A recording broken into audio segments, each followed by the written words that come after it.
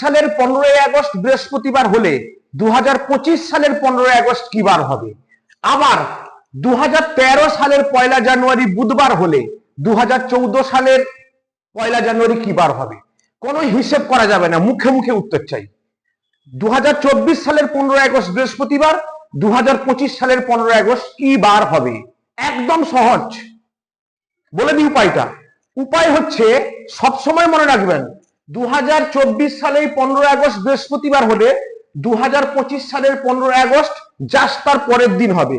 বৃহস্পতি ছিল, শুক্রবার হবে। একটা সাল বাড়লে একটা দিন বাড়ে।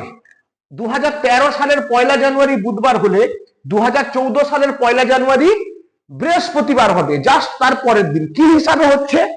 বাস্তবে 24 সালের 15ই আগস্ট থেকে 25 সালের 15ই আগস্ট মানে 365 দিন। 365 দিন, প্রতি 7 দিনে হয় 1 সপ্তাহ, অর্থাৎ 7 দিন পরে দিনটা আবার ঘুরে আসে। 7 দিয়ে ভাগ করছি, 7 5 35, 15 ভাগশেষ থাকছে, 7 দুনে 14, ভাগশেষ কত? 1। 1 ভাগশেষ মানে জাস্ট পরের দিন হবে। অর্থাৎ বৃহস্পতিবার হলে 25 সালের 15ই আগস্ট শুক্রবার হবে, আর 13 সালের 1লা জানুয়ারি বুধবার হলে 14 সালের 1লা জানুয়ারি তারপরের দিন মানে বৃহস্পতিবার হবে। কারণ এদের মধ্যে পার্থক্য হচ্ছে 365 দিনের। কিন্তু এখানে একটা গ্যাঁড়াকল থাকছে। কি গ্যাঁড়াকল? দেখতে হবে কোন সময় লিপ ইয়ারের ফেব্রুয়ারি মাস ঢুকে যাচ্ছে কিনা। যেমন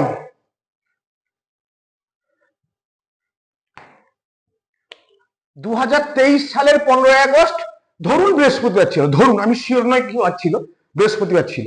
তাহলে 2024 সালের 15ই আগস্ট কি বার হবে? এক্ষেত্রে কিন্তু 365 হিসাব খাটবে না, 366 হয়ে যাবে। কেন? 2023 সালের আগস্ট থেকে ডিসেম্বর ঠিক আছে, যেই 2024-এ ঢুকছে ফেব্রুয়ারি মাস, কি এটা কিন্তু লিপ ইয়ার, 2024 মানে লিপ ইয়ার, মানে ফেব্রুয়ারি মাস একদিন বেড়ে যাচ্ছে। অর্থাৎ এদের ভিতর দিন সংখ্যা হচ্ছে 366। সেক্ষেত্রে 2 ভাগশেষ হবে। সেক্ষেত্রে বৃহস্পতিবার হলে এটা শুক্রবারকে বাদ দিয়ে শনিবার হবে যদি লিপ ইয়ারটা ঢুকে যায়। একইভাবে ধরুন 2012 সালের 1লা জানুয়ারি বুধবার ছিল, ধরুন ছিল, তাহলে 2013 সালের 1লা জানুয়ারি কি বার হবে? এক্ষেত্রেও কিন্তু ফেব্রুয়ারি মাসটা ঢুকে গেছে, 2012 মানে লিপ ইয়ার।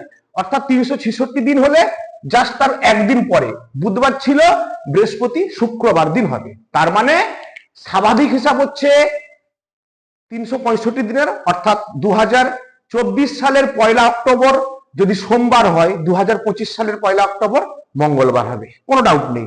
কিন্তু যদি দেখে যে ফেব্রুয়ারি মাসটা ঢুকেছে, দেখে নিতে হবে সেই ফেব্রুয়ারি মাসটা 28 দিন না 29 দিনের।